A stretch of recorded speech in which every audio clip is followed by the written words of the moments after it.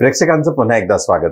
कालपासून आपण सगळेच जण बातमी ऐकतो आहोत की उत्तर प्रदेशामध्ये बहुजन समाज पक्षाचे उत्तराधिकारी म्हणून आणि राष्ट्रीय कोऑर्डिनेटर म्हणून ज्या आकाश आनंदची नियुक्ती करण्यात आली होती त्या आकाश आनंद यांना बसपाच्या सुप्रीमो बहन मायावती यांनी काल संध्याकाळीच पक्षाच्या कोऑर्डिनेटर पदापासून त्यांची मुक्ती केली आणि पार्टीच्या कोणत्याही रॅली किंवा सभा ते आता घेऊ शकणार नाहीत किंवा पार्टीच्या संघटनेअंतर्गत ते कोणतेही काम सध्या तरी करू शकत नाही। आणि याचं कारण सांगताना मायावती यांनी अपरिपक्वता ही अजूनही आकाश आनंद अपरिपक्व आहे हे कारण दिलेलं आहे।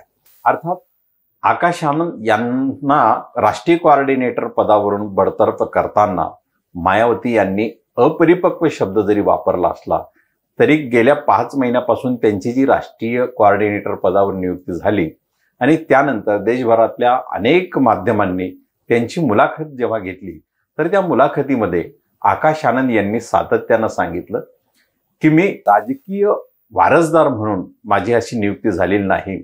या संदर्भामध्ये काम करण्यासाठी अनेकांवर ही जबाबदारी देण्यात आली, परंतु ते आपल्या त्या जबाबदारीला पेलू शकले नाहीत किंवा त्याच्यावर ते खरे उतरू शकले नाहीत।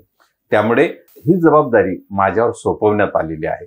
त्यामुळे हा राजकीय वारसदाराचा भाग नसून हा जबाबदारीचा भाग आहे आणि ही जबाबदारी पेलण्यासाठी मला परिपक्व समजण्यात आला आहे, ही गोष्ट त्यांनी प्रामुख्याने सांगितली होती। इतक्या परिपक्वपणे मुलाखती देणारे आणि वक्तव्य करणारं हे व्यक्तिमत्व 21व्या वर्षी पक्षात येतं आणि 28व्या वर्षी अपरिपक्व कसं होऊ शकेल हाही खरा या निमित्तानं प्रश्न उभा राहतो। आणि म्हणून या शब्दाला विरोधकांनी विरोधी राजकीय पक्षांनी देखील उचलला आणि विरोधी राजकीय पक्षांचं म्हणणं आहे जर अपरिपक्व व्यक्तिमत्व असेल तर अशा व्यक्तिमत्वाची तुम्ही पक्षाच्या कोऑर्डिनेटर पदावर का नियुक्ती केली हा खरा प्रश्न आहे। आणि मग ही अपरिपक्वता तुम्हाला त्यावेळी दिसली नाही का?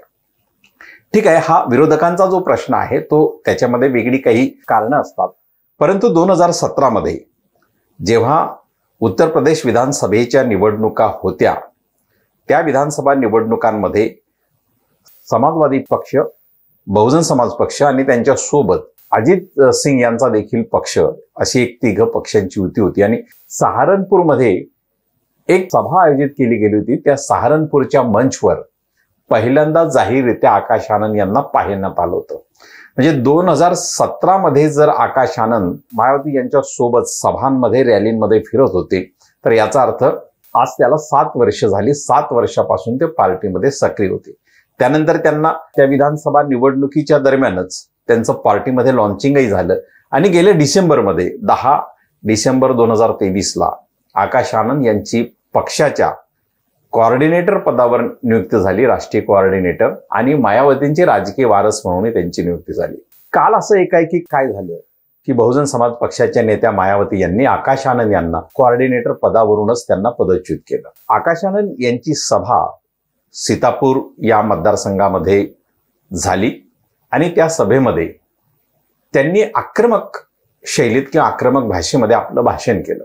नेमकं काय बोलले आपण हे आकाश आनंद यांच्या शब्दात आपण ते आधी ऐकूया। जो सरकार अपनी बहन बेटियों पे अत्याचार होने दे, जो अपने युवा साथियों को, युवाओं बच्चों को बेरोजगार रखे, जो अपने बड़े बुजुर्गों को फ्री राशन के नाम पर यहाँ की जनता को गुलाम बनाकर रखे, ऐसी सरकार को आप जानते हैं क्या कहना चाहिए? ऐसा शासनकाल पता है कहाँ होता है? जहां बच्चे भूखे रहें, जहां बहन बेटियों पे अत्याचार हो, जहां युवा बेरोजगार हो, जहां जनता फ्री राशन के नाम पे गुलाम बना दी जाए। ऐसी सरकार आतंकवादियों की सरकार होती है। ऐसी सरकार तालिबान अफगानिस्तान में चलाता है। आकाश आनंद यांनी या सभेमध्ये ज्या पद्धतीनं भारतीय जनता पक्षाच्या म्हणजे सत्ता पक्षावर ज्या पद्धतीनं त्यांनी शब्द वापरला आणि हा शब्द वापरल्यानंतर डिसिप्लिन की कुठल्याही पातळीवर बहुजन समाज पक्ष हा आपले संकेत किंवा आपले डिसिप्लिन किंवा आपली शिस्त जी म्हणतो ती शिस्त सोडत नाही, भाषेची असो, आक्रमकतेची असो किंवा विचारांची असो। आणि त्यामुळे आकाश आनंद यांचं हे जे वाक्य आहे हे निश्चितपणे अतिशय वादग्रस्त झालं. स्वतः त्यांच्या विरोधात या संदर्भात गुन्हाही दाखल झाला आणि त्याबरोबर सीतापूर, लखीमपूर, धौनपूर या 3 मतदारसंघातल्या उमेदवारांच्या विरोधात देखील आणि सीतापूरच्या बसपाच्या जिल्हाध्यक्षा विरोधात देखील गुन्हा दाखल करण्यात आलेला आहे. आता हा आचारसंहितेचा भाग आहे. परंतु या संदर्भामध्ये विरोधकांचे एक वेगवेगळे आरोप आहेत की मायावती ह्या भाजपाची बी टीम म्हणून काम करत असल्यामुळे अशा प्रकारचा त्यांनी निर्णय घेतला की ज्यावेळी आकाश आनंद हे भाजपावर तुटून पडले आहेत.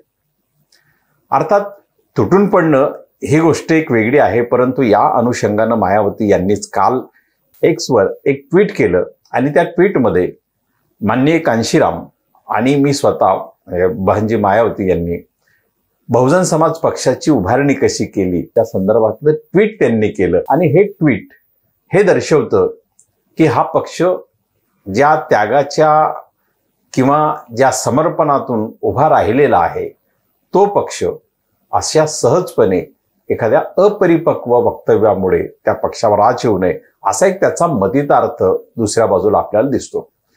बहुजन समाज पक्षाच्या या सगळ्या निर्णयावर राजकीय पक्ष मोठ्या द्वेषाने बोलत आहेत. विरोधक म्हणजे इंडिया आघाडीतले पक्ष मायावतींच्या या भूमिकेवर टीका करत आहेत.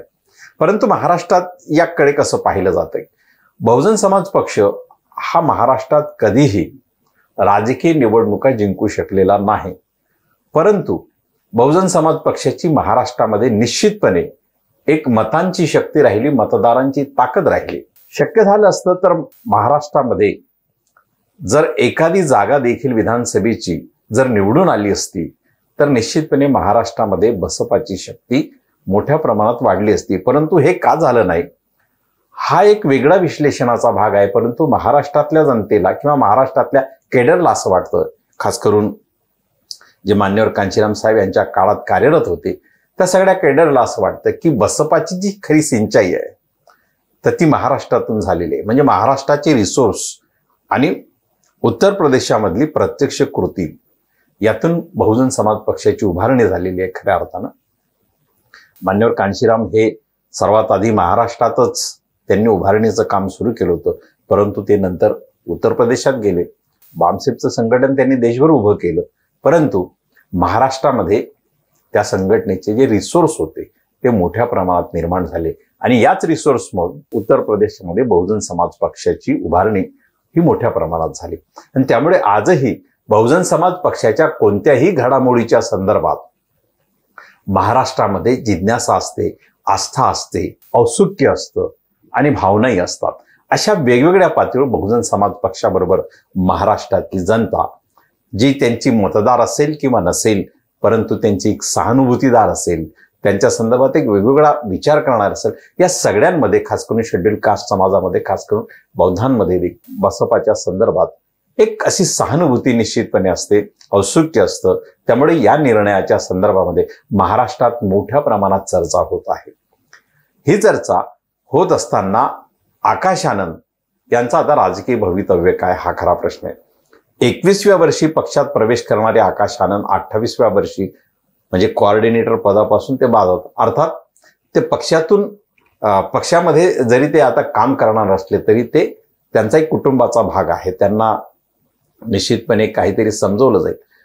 परंतु ज्या पद्धतीची भाषा त्यांनी वापरली खुल्या मंचवर किंवा प्रचार सभेमध्ये, एका बाजूला केडर हे काम करत असताना केडरायझेशन जेव्हा केलं जाते आणि प्रत्यक्ष कृतीत फील्डमध्ये जेव्हा तो कार्यकर्ता उतरतो तर कृतीमध्ये निश्चितपणे एक आक्रमकता व्यक्तिमत्वामध्ये येत असते.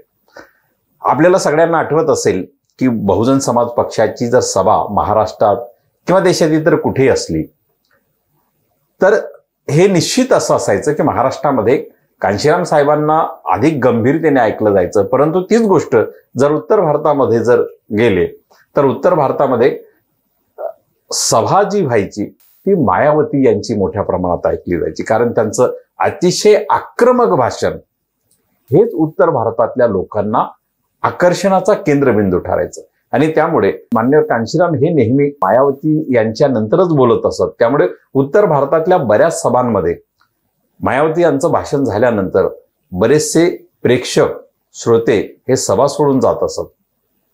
त्यामुळे उत्तर भारतात आजही आक्रमक भाषा शैली, आक्रमक विचार मांडण्याला लोक आणि प्रेक्षक मिळतात, श्रोता मिळतो. ही तिथली एक सांस्कृतिक म्हणा किंवा एक जनसमूहाची ती आवड म्हणा, ती निश्चितपणे सर्व समाजस्तरामध्ये रुजलेली आहे. आणि त्यामुळे तोच पायंडा जेव्हा आकाश आनंद यांनी रुजवण्याचा प्रयत्न केला, म्हणजे ज्यावेळी मान्यवर कांशीराम हे अगदी शांतपणे एखादं सूत्र घेऊन ते आपल्या केडरला, आपल्या प्रेक्षकांना, आपल्या श्रोत्यांना, आपल्या अनुयायांना समजावून सांगत असत, अशा वेळी मायावती जेव्हा सभेला बोलायला लागत त्यावेळेस त्या अधिक आक्रमक बोलत. परंतु महाराष्ट्रामध्ये त्यांची सभा ही कमी ऐकली जायची, कारण महाराष्ट्रामध्ये वैचारिकतेला अधिक महत्व राहिलं कायमच. पण उत्तर भारतामध्ये परिस्थिती विपरीत होती.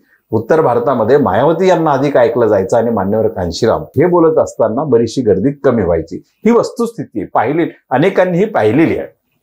आणि म्हणून आकाश आनंद आज त्याच मायावतींच्या पावलावर पाऊल ठेवून जर आक्रमक भाषेचा वापर करून आपला पक्ष वाढवण्याचा प्रयत्न करत असतील आणि अतिशय चुरशीच्या निवडणूक काळामध्ये बेखौफ आणि बेडर होऊन ते प्रचार सभांमध्ये आपल्याला झोकून देत असतील, तर अशा वेळी ती आक्रमकता रोखण्यामागचं नेमकं काय कारण आहे, हा खरा सगळ्यांच्या समोर प्रश्न आहे. आणि हाच प्रश्न वेगवेगळ्या शंकांना, संशयांना जन्म देतो आहे. आणि म्हणून मायावती यांच्या या निर्णयावर खास करून विरोधी पक्ष जरी टीका करत असले तरी या पक्षाचे सहानुभूतीदार, या पक्षाकडे अपेक्षेने पाहणारे, आशेने पाहणारे अशी जी महाराष्ट्रातली जनता आहे, महाराष्ट्रातले लोक आहेत, ते देखील या निर्णयावर साशंकतेने पाहत आहेत. हे महाराष्ट्रामध्ये हा विषय आज निश्चितपणे मोठ्या प्रमाणात चर्चेला राहिला. तो केवळ उत्तर भारतातच किंवा राजकीय मंचावरच राहिलेला नाही, तर महाराष्ट्रातल्या सामान्यपणे शेड्यूल कास्ट आणि बौद्धांमध्ये हा प्रश्न मोठ्या प्रमाणात खाजगी चर्चेत राहिला आहे. आणि म्हणून आक्रमक मायावती यांच्या पावलावर पाऊल ठेवणाऱ्या आकाश आनंद यांच्या आक्रमक भाषा शैलीच्या विरोधात जाऊन मायावतींनी हा निर्णय घेतला का, आणि जर तो त्या पद्धतीनं तसा घेतला असेल तर निश्चितपणे त्याची कारणं काय आहेत याचं एक वेगळं विश्लेषण निश्चितपणे समोर येईल. तोपर्यंत आपण हा आमचा व्हिडिओ पाहिला, आवडला, शेअर करा आणि आमचं चॅनल सबस्क्राईबही करा. धन्यवाद.